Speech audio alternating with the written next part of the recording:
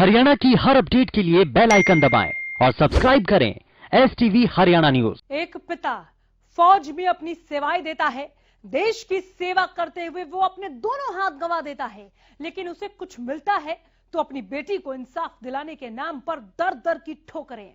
पिता और बेटी इंसाफ के लिए असम से फरीदाबाद पहुंचे। पूरा मामला इस रिपोर्ट में देखें।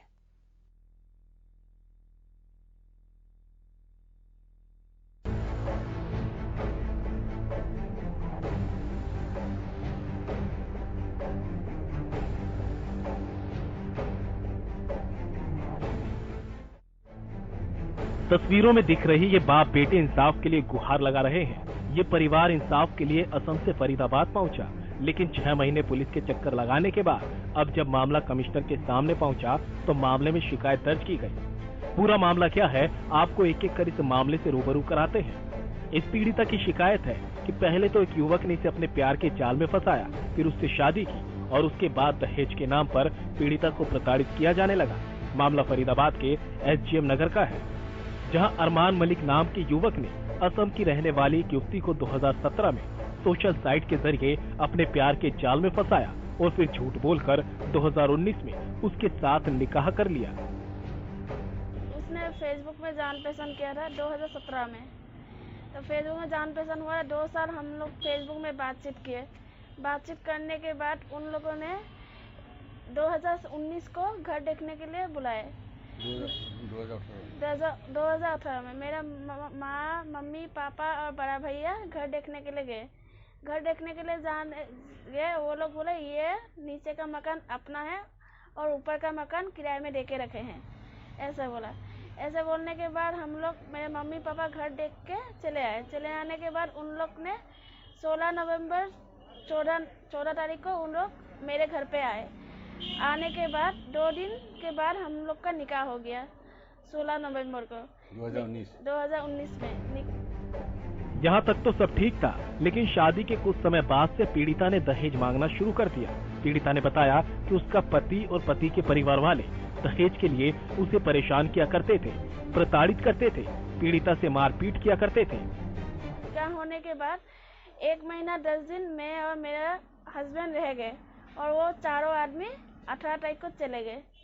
चले जाने के बाद 1 महीना 10 दिन हम लोग घर में रहने के बाद घर से अपने मायके चले गए उनके साथ, अपने हस्बैंड के साथ, अरमान मलिक के साथ। जाने के बाद उन लोग ने कुछ दिन के बाद दहेज के लिए मुझे टॉर्चर किए।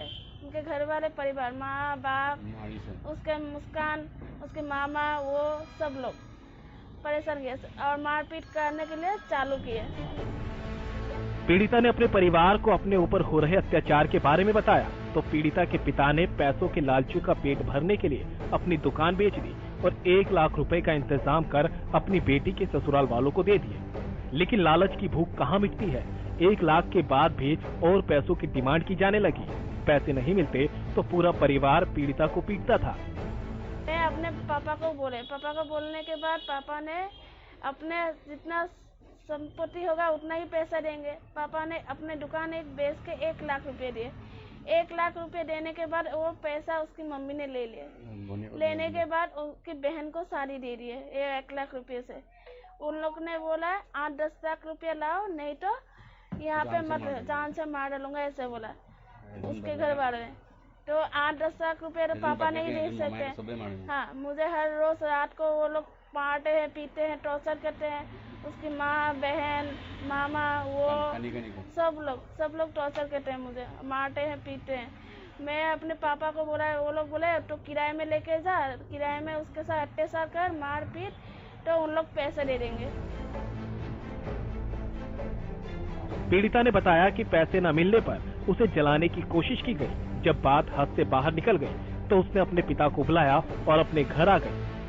तो किराए में वो मारने पीटने लगा, जिंदा जलाने के लिए कोशिश की, सिलेंडर तक बास करने के लिए कोशिश, कई बार जान से मारने के लिए मुझे कोशिश की। और मैं अपने आप को मजबूर होकर मैं पापा को बुला रही। पापा को बुलाने के बाद मैं अपने घर चले आए मायके में। पीड़िता ने अपने पति और उसके परिवार को लेकर एक और बड़ा खुलासा किया।